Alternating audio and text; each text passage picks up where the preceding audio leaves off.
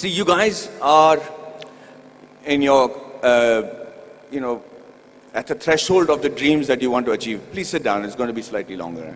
And you guys are going to actually determine how the environment around you is going to progress along with you. You must know that at no point in your life is something impossible. At no point. You could be in a place, you could be born and brought up in a place like Bihar, like I have done, and be a big enough star to come and talk to people in Coimbatore as a star.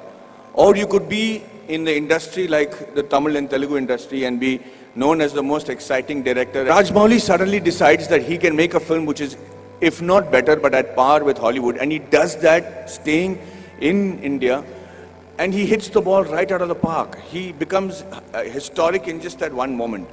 There is a huge lesson to be learned on things like that. Everybody keeps saying success is when the right opportunity meets the right preparation, right?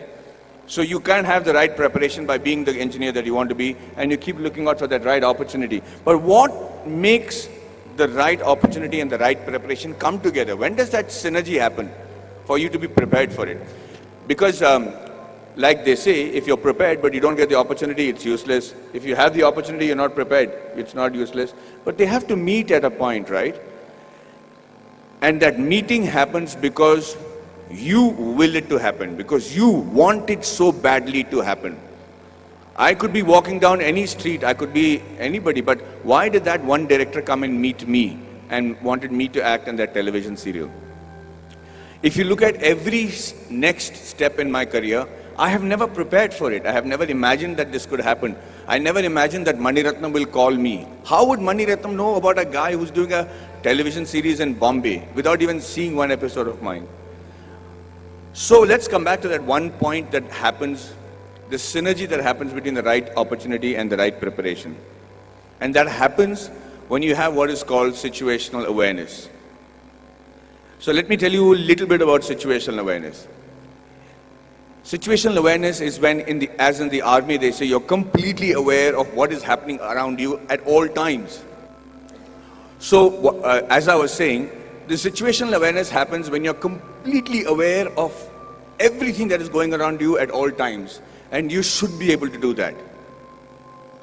When we are in the army, and if you're walking down the ground, parade ground, anybody who's involved with the defense will know what I'm saying is the truth. And if there's an officer walking away from the other side of the ground, you have to stop and salute him and say, Ram Ram Sarji, or whatever is the call of the unit. If you don't, they'll give you a brick in your hand and you have to shave with that brick. So, thank you, that's awesome. So, the situational awareness is because you should know when the enemy is around you or when there is danger around you. You know how that is taught to you from when you're a child? That's taught to you in the form of good manners, in the form of being courteous. So when you say a good morning, or you're saying a good afternoon, or you're looking around and helping a teacher who's carrying a book and being aware that she needs help, or you're watching around and stepping over a drain and not tripping on yourself, you should know that you're fairly evolved in the art of situational awareness. That's why people insist on teaching children good manners. And anybody who has good manners, it's not just a desire, it's not the desire just to be considered to be a polite guy, but the ability to know when somebody needs to be wished, somebody needs help, somebody is in need of assistance, or somebody has to run away. And that's why you teach your child good manners. And I will tell you today, from the bottom of my heart, I might not be completely worthy of some of the opportunities that I got, but I grabbed it like hell. And I got those opportunities simply because I was a very well-mannered person. I was able to, and with that manner, with the way you walk, with your gait, the kind of words that you use, it's very common to use normal language when you're friends and everything, but most people don't even have a vocabulary. The reason I started those classes in Kolhapur was so that I had my friends who came to me and said, Maddy, we are very good engineers, buddy. We're really good at what we're doing. But the problem is I can't speak in English, I can't speak in Marathi. So when they come from Tatas and Kirloskars for campus selections, I'm not able to communicate to them. They don't even observe a Kolhapuri boy wearing a terry cotton pant and a shirt and wearing chappals, and don't even consider that he could be a good engineer.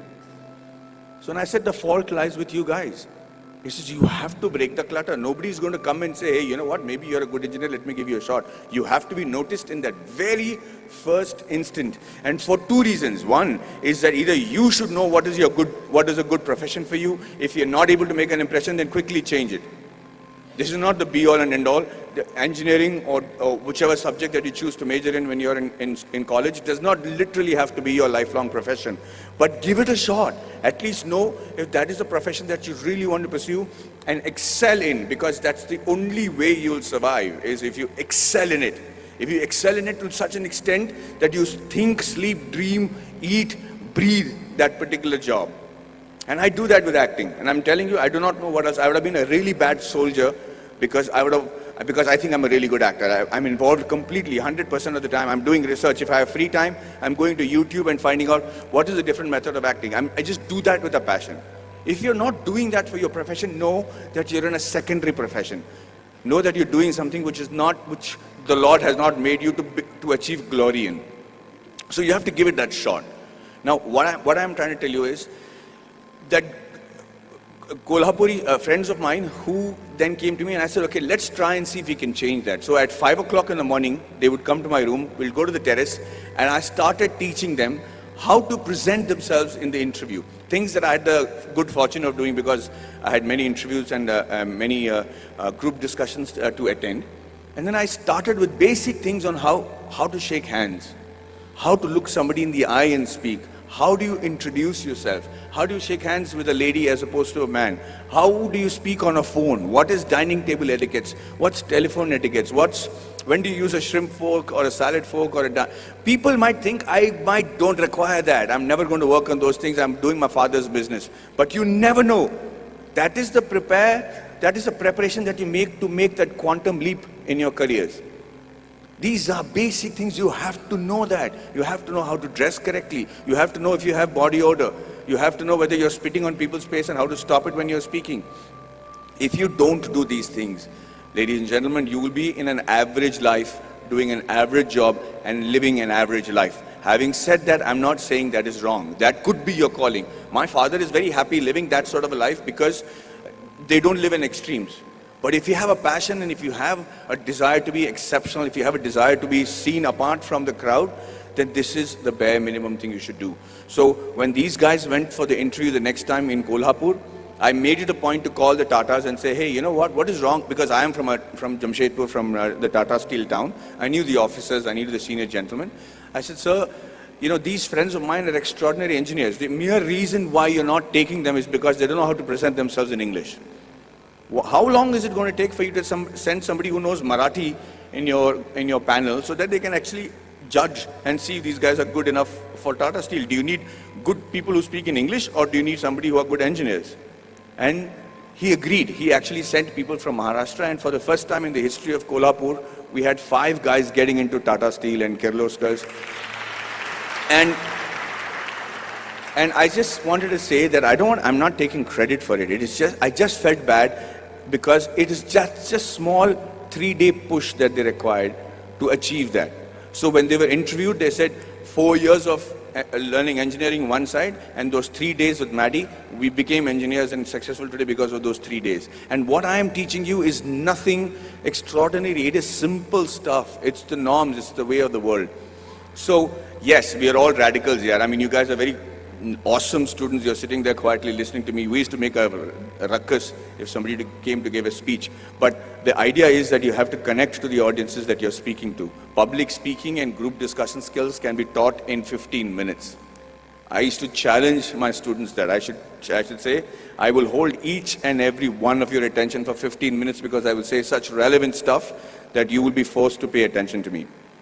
And that's how you make an impression. That's how you break the clutter. That's how you get seen in this world, and that's how you can achieve glory for yourself.